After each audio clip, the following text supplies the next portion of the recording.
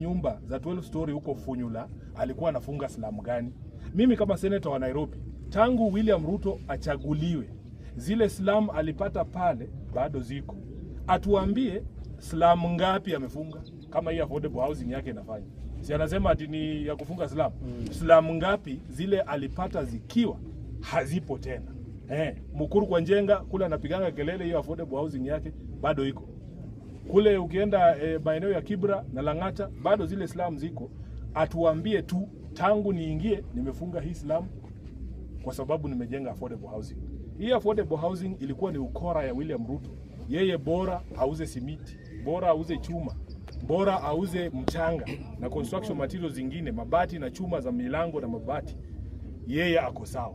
Whether wananchi wataingia pale ama hawataingia, yeye hana haja. Unanielewa? So asijamu pole tu Mheshimiwa Ruto, tutakuambia mahali umeshika handball wewe mwenyewe, na tukuambie Funyula, utuambie slum ile ulikuwa unaenda kufunga.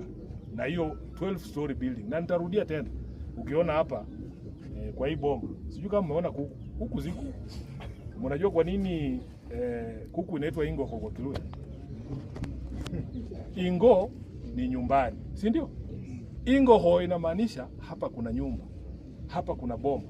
Sisi hatulei kuku. Hatufugi kuku. Tunaishi nazo. Sijui kama mnanielewa. Sisi Waluya hatufugi kuku. Tunaishi nazo. Kuna tofauti. So ukiweka 12 floor na huwezi kutenganisha Azivuna na kuku. Na Mheshimiwa Rais, mimi hakuna siku utanikuta nikipingana na William Ruto juu ya maziwa, mursik ama ng'ombe. Yeye tunamwachia hiyo ni mtaalamu. Lakini pia huwezi anza ku debate na Muluya mambo ya kuku.